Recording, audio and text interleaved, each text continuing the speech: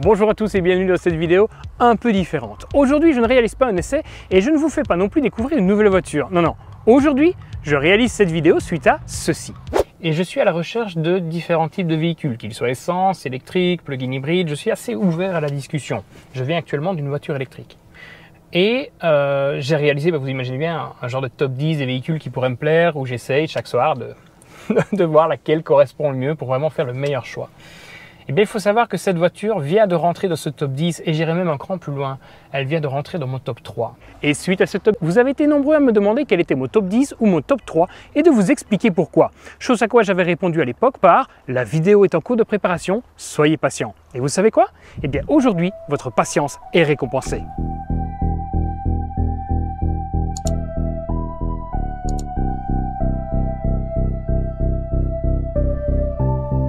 Alors avant de vous énumérer mon top 10 et de vous expliquer pourquoi telle voiture se trouve à telle position, je vais vous expliquer mes besoins afin de vous permettre de comprendre au mieux mon choix. Même si, et vous le verrez dans cette liste, certaines voitures s'y trouvent tout simplement par pure passion. Il n'y a rien de rationnel là-dedans. Tout d'abord, j'ai besoin de transporter 4 personnes, dont 2 dans ces choses-là. J'ai également besoin d'un coffre me permettant de transporter plusieurs valises, mais surtout mon matériel de tournage qui prend quand même pas mal de place. Au niveau de la mobilité, eh bien, j'ai besoin d'une voiture me permettant de parcourir 300 à 400 km sans m'arrêter. Au-delà, de toute façon, j'ai toujours quelqu'un dans la bagnole qui demandera une pause pipi. Alors, à côté de ces besoins, j'ai également des envies, c'est-à-dire des choses non obligatoires, mais qui apportent ce petit côté plaisir. Le premier point, eh bien, c'est la performance et le fun, car j'ai besoin de m'amuser au volant. Si je ne prends pas du plaisir, c'est très simple, j'ai tout simplement pas envie de conduire la voiture. Le deuxième, eh bien, c'est le ressenti au volant, le ressenti de la route qui est également très important pour moi. Alors, un autre point, une autre envie, si je puis dire, c'est le fait d'avoir une voiture électrique ou hybride. Tout simplement car à la maison, j'ai fait installer des panneaux solaires et rouler à l'électrique, eh bien, ça me coûte tout simplement 0 €. Et ça, ce n'est pas négligeable. La dernière envie, eh bien, c'est une voiture neuve, tout simplement par tranquillité d'esprit, même si, vous le verrez, dans cette liste, il y a également plusieurs voitures d'occasion. À côté de ces besoins et de ces envies, il y a également des impératifs. Et là, j'aimerais aborder le dernier point avec vous qui est le tarif. J'ai deux choses à vous dire sur celui-ci. Tout d'abord, pour éviter tout malentendu, sachez que ce n'est pas YouTube qui nous paye cette voiture. Notre chaîne est un loisir qui nous coûte plus que ce qu'il nous rapporte. Cette voiture est en fait payée par nos 40 heures semaine dans nos métiers respectifs. Ensuite, pour le tarif de la voiture en tant que tel, eh bien, c'est un peu plus compliqué car je compte toujours dans le prix d'achat d'une voiture le carburant sur 5 ans, mais également les taxes, les entretiens et également tous les autres consommables. Alors cela bien sûr afin d'avoir une vue d'ensemble de la voiture et de mettre toutes les voitures sur un pied d'égalité, quel que soit leur carburant. Alors pour ce faire, eh bien, je suis le roi du fichier Excel et je pense que beaucoup se reconnaîtront dans cette histoire. Le tarif total que j'aimerais ne pas dépasser est donc 70 000 € sur 5 ans. Ces chiffres peuvent paraître élevés, je le concède, mais ça va très vite. Alors commençons immédiatement. Désolé, il fait chaud. On est en sortie d'hiver et ça fait vraiment plaisir d'avoir du beau temps. Alors, commençons immédiatement avec le numéro 10 de ce classement, la BMW M5 E60. Ce n'est pas n'importe quelle BMW M5, c'est celle de 2005 avec son fantastique V10, même si, personnellement, je préfère la version phase 2 de 2017. Cette voiture d'occasion est un véritable coup de cœur, une voiture émotion à la mécanique enivrante. J'ai toujours été accro à cette voiture et les années passant, elle est devenue plus accessible. Imaginez un moteur de 5 litres atmosphérique qui développe 507 chevaux et 520 Nm qui hurle au rupteur à 8250 tours minute. C'est un véritable travail d'orfèvrerie des ingénieurs de la marque bavaroise qui soulignent ici, de façon majestueuse, l'engagement de BMW en Formule 1. Son plus gros défaut, enfin ses plus gros défauts, il faut quand même le reconnaître, c'est sa consommation et donc sa norme Euro 4, sa fragilité au niveau du moteur qui nécessitait beaucoup de précautions d'usage, mais également son coût de entretien juste gargantuesque. C'est pour cette raison que cette voiture se trouve tout en bas de ce classement et si elle n'en est pas encore sortie, c'est tout simplement à cause de ceci.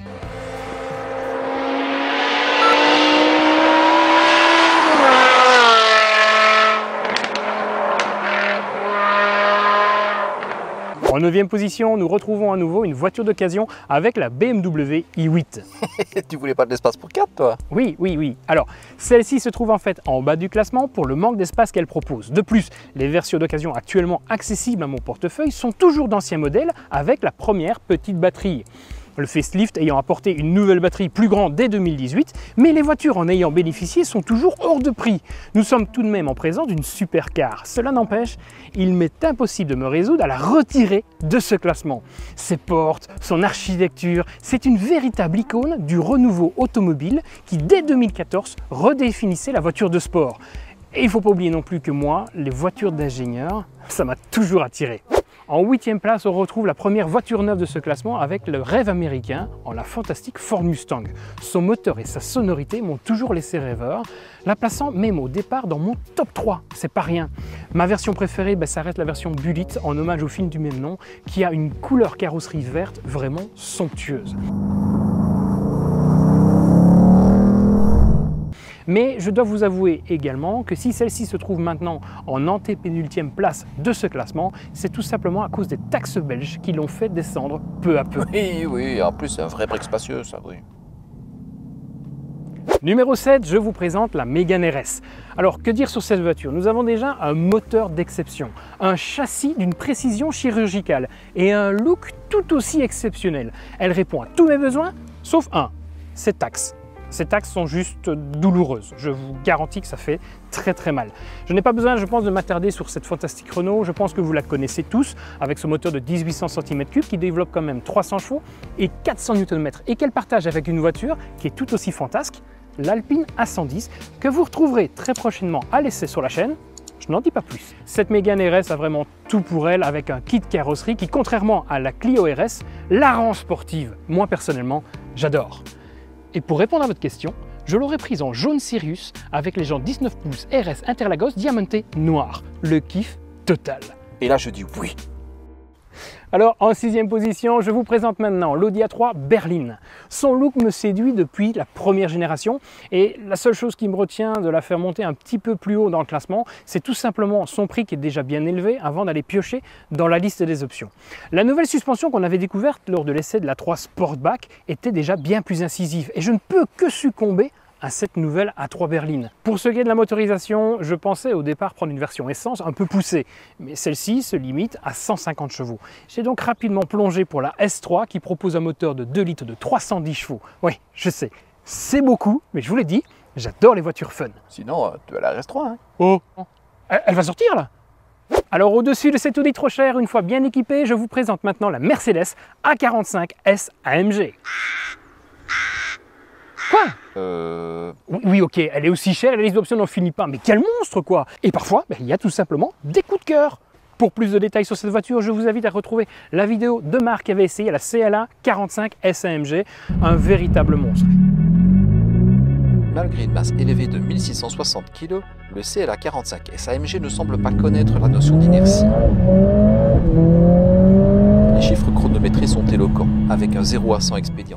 Et si celle-ci n'est que 5e dans mon classement à moi, c'est tout simplement à cause de son coût d'usage au quotidien qui peut très vite devenir exorbitant et exploser mon budget initial. Et là, ça devient gênant. On rentre maintenant dans le top 4 des voitures en lice pour devenir mon prochain achat daily, c'est-à-dire la voiture que j'utiliserai au quotidien. Alors contrairement à ce que vous pouvez penser, toutes les voitures de ce top 4 sont susceptibles de finir dans mon garage. Et ce qui les départagera, eh bien, ce sera le cœur, car la raison, vous avez compris avec le début de ce classement, il y a bien longtemps qu'elle est allée voir ailleurs. Alors commençons immédiatement avec la 4e position. Alors en 4e position, nous retrouvons la Kia Stinger GT et son fantastique V6. Oh, le copieur! Non, c'est pas vrai, non. Cette Kia est une voiture de caractère, mais aussi et surtout une voiture d'ingénieur. Elle propose des prestations de haut rang pour un tarif imbattable. Et la liste d'options est assez pauvre. Pourquoi? Tout simplement car l'équipement de série est des plus complets. Les deux seuls bémols de cette voiture, eh bien, ce sont tout d'abord les taxes belges qui coûtent réellement un bras, sans oublier le prix des consommables. Et ça, Marc, il peut en témoigner. Il vous a d'ailleurs fait une vidéo sur ce sujet il n'y a pas longtemps, que je vous invite à visionner en cliquant ici ou dans la description de la vidéo, juste ici en dessous, et vous verrez combien ça coûte de changer les plaquettes sur une Kia Stinger GT. 3e, je vous présente une voiture qui dénote dans ce classement avec le Land Rover Defender 90 plug-in hybride.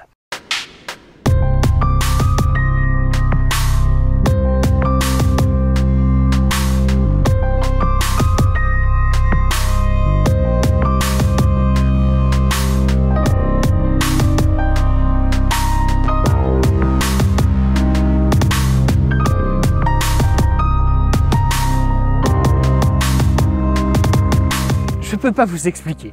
Cette voiture, c'est réellement un coup de cœur pour moi. Alors, quand la nouvelle génération a débarqué en plug-in hybride, j'ai été la voir. Et alors là, je vous garantis, le véritable coup de cœur. Je me suis effondré devant cette voiture, je ne pouvais plus partir. Mais ça, on va en reparler plus tard, car je réaliserai très prochainement un essai, et je pense que vous comprendrez un peu mieux à ce moment-là. Je vous donne juste un petit aperçu avec quelques chiffres. Tout d'abord, 404 chevaux, une souplesse légendaire grâce à 640 Nm, ce qui permet de déplacer les 2525 kg de 0 à 100 km/h en seulement 5,6 secondes. On n'est pas loin de chiffres de voitures de sport, c'est quand même exceptionnel.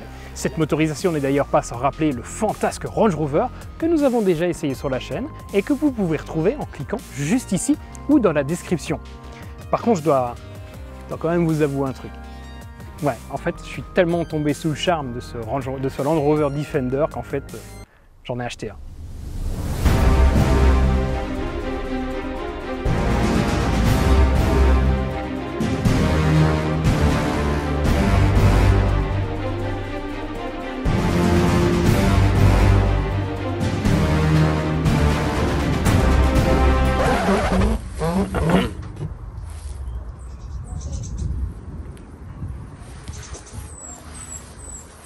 Deuxième place de ce classement, la Volkswagen ID.3 Max, c'est-à-dire celle avec la grosse batterie de 82 kWh dans sa finition la plus élevée. Dès le premier essai, j'ai été fortement séduit par cette voiture qui offrait une conduite très agréable malgré une finition intérieure qui laissait quelque peu à désirer. Le coup de cœur vient surtout du fait qu'il y a une réelle maîtrise au niveau de la batterie et de la motorisation, même si la mise sur le marché un peu prématurée du véhicule a laissé place à pas mal de petits problèmes de logiciel, surtout pour tout ce qui est embarqué, GPS, radio et ainsi de suite. Mais ça, c'est en cours de correction et avec la sortie de l'ID.4 qui vient d'arriver, eh bien les corrections sont en train d'arriver. D'ailleurs, je parle de l'ID.4, sachez que l'ID.3 partage sa place sur le podium avec l'ID.4. Celle-ci est rentrée dans le classement suite à l'essai que j'ai réalisé il n'y a pas longtemps avec les garages Lorenz. Merci à eux. D'ailleurs, pour tous les détails sur ces deux voitures, en description, vous avez le classement. Il vous suffit de cliquer. On arrive maintenant au top 1 de ce classement avec la voiture que je classe en première position pour mon futur achat. Même si, comme je vous l'ai dit, toutes les voitures de ce top 4, les 5 voitures de ce top 4, peuvent potentiellement passer l'une devant l'autre sans raison apparente, juste par pure subjectivité. Alors maintenant, je vous présente la Tesla Model 3 Grande Autonomie. J'ai découvert cette voiture il y a un an et j'avoue que peu de voitures lui arrivent à la cheville d'un point de vue technologique. Elle répond à tous mes besoins, à savoir embarquer 4 personnes, faire 400 km sans m'arrêter même s'il fait froid, embarquer avec facilité tout mon matériel de tournage, mais elle répond également à mes envies, à savoir une voiture performante et fun à conduire et surtout la possibilité de faire le plein gratuitement à la maison. Ben oui, je vous l'ai dit, j'ai des panneaux solaires. C'est pour tout ça, c'est pour toutes ces raisons que la Tesla Model 3 Grande Autonomie est actuellement mon top 1.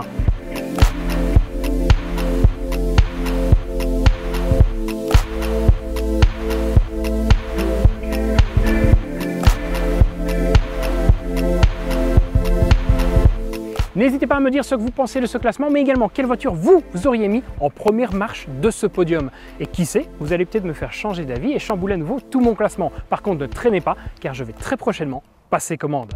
Il me reste à vous remercier d'avoir regardé cette vidéo et à vous dire à très bientôt pour vous annoncer quelle voiture j'aurai commandée. Allez, soyez prudents, passez une bonne soirée et à bientôt. Bye bye!